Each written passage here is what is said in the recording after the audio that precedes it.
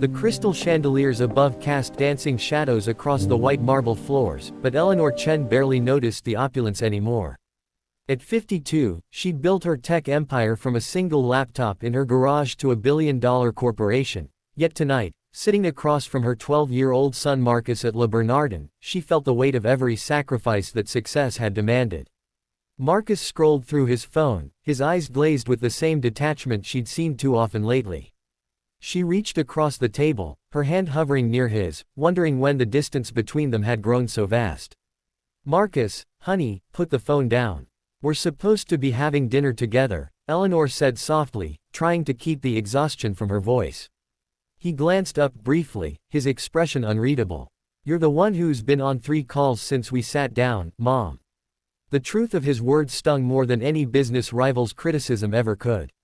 Eleanor set her own phone face down on the table, a gesture that felt more symbolic than she wanted to admit. "You're right. I'm sorry. Tonight is about us." The waiter appeared with their appetizers, placing delicate plates of tuna tartare before them with practiced precision. Eleanor had chosen this restaurant because it was where she'd celebrated her first major contract 7 years ago.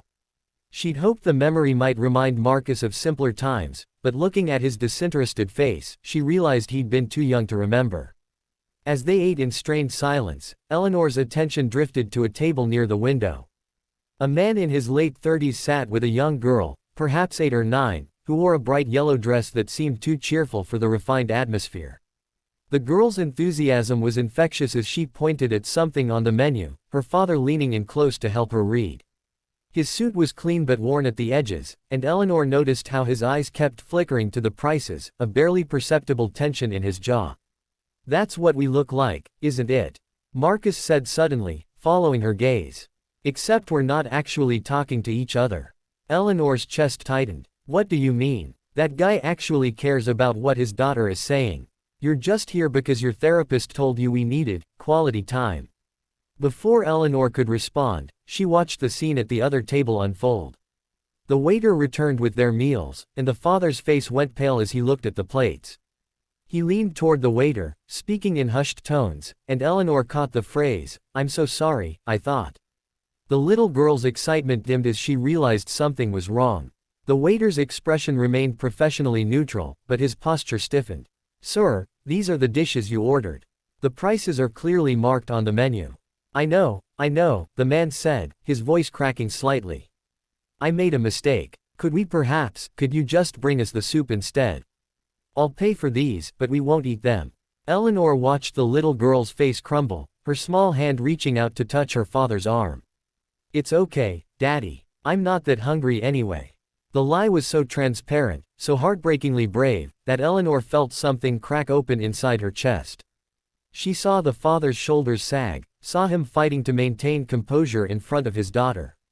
This was a man who'd wanted to give his child one special evening and had miscalculated, and now that gift was turning to ashes. Without thinking, Eleanor stood up. Marcus looked at her, confused. "Mom, where are you going?" "Wait here," she said, already moving toward their table. She approached quietly, aware that she was about to insert herself into a stranger's most vulnerable moment. The father looked up as she neared, his expression defensive and embarrassed. "Excuse me," Eleanor said gently. "I couldn't help but overhear. I'm Eleanor Chen, and I'd consider it a great honor if you and your daughter would allow me to take care of your meal tonight." The man's face flushed red. "That's very kind, but we don't need charity." "It's not charity," Eleanor said, surprising herself with the conviction in her voice. "It's gratitude. You see, I've been struggling to connect with my son over there." She gestured toward Marcus, who was now watching intently. "I've been so busy building my business that I forgot how to build moments. Watching you with your daughter, seeing how present you are with her, how much she matters to you, that's reminded me of what's really important. So please, let me do this. Not as a handout, but as a thank you for teaching me something I desperately needed to learn." The little girl tugged her father's sleeve. "Can we say yes, Daddy?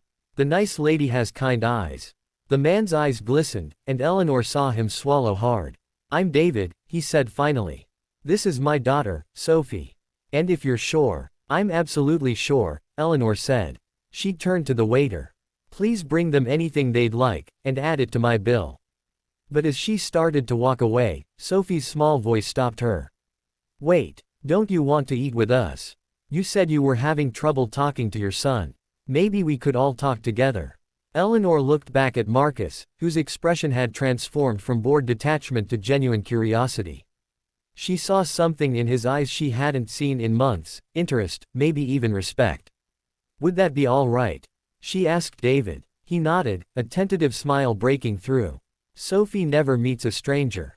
She'd probably love it. 20 minutes later, the four of them sat at a larger table the staff had prepared. Sophie was telling Marcus about her school's science fair project, something involving volcanoes and too much baking soda, her hands gesturing wildly as she spoke. Marcus was actually laughing, his phone forgotten beside his plate. She's amazing, Eleanor said quietly to David. You've done an incredible job raising her. David's smile was bittersweet. Her mother passed away 2 years ago. Cancer. I've been trying to be enough for both of us, but some days. He trailed off, shaking his head. Tonight was supposed to be special. It's the anniversary of the day we adopted her. I wanted to do something memorable, something that showed her how much she means to me. I should have looked at the prices more carefully. Eleanor felt tears prick her eyes. David, can I ask you something? What do you do for work? I'm a social worker. I help place foster kids with families. It's not lucrative, but after losing my wife and going through the adoption process with Sophie, I couldn't imagine doing anything else. An idea began forming in Eleanor's mind, one that felt both impulsive and absolutely right. My company has been looking to expand our corporate social responsibility initiatives. We want to partner with organizations that make a real difference in people's lives. Would you be interested in discussing how your agency might work with us? We could fund some programs, maybe help more children find homes like Sophie found hers. David stared at her, disbelief and hope warring on his face. Are you serious? Completely. Here's my card. Call my office on Monday. We'll set up a proper meeting, but I want you to know I mean this. As dinner continued, Eleanor watched Marcus engage with Sophie, helping her cut her steak, listening to her stories about her pet hamster named Professor Whiskers. She saw in her son a capacity for kindness she'd worried she'd lost by being absent so often. And she understood, perhaps for the first time, that success without connection was just an elaborate form of poverty. When the evening ended and they said their goodbyes, Sophie hugged Eleanor tightly. Thank you for being nice to my daddy, she whispered. He tries so hard to make me happy, but sometimes he's sad. You made him smile. Outside the restaurant, as Eleanor and Marcus walked to their car, he slipped his hand into hers, something he hadn't done in years.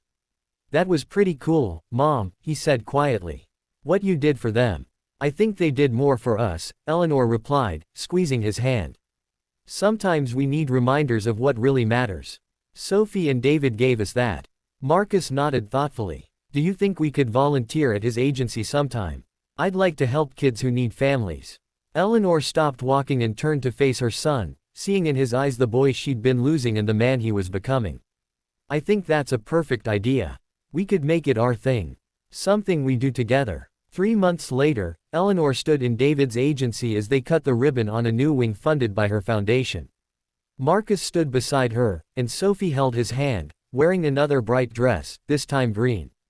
David caught Eleanor's eye across the crowd and mouthed, "Thank you," but she shook her head. The gratitude, she knew, would always flow both ways. That night at Le Bernardin had taught her that true wealth wasn't measured in bank accounts or stock portfolios.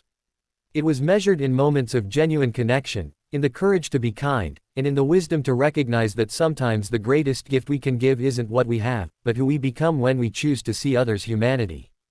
And for a woman who'd spent her life chasing success, that realization was worth more than all the billions in the world.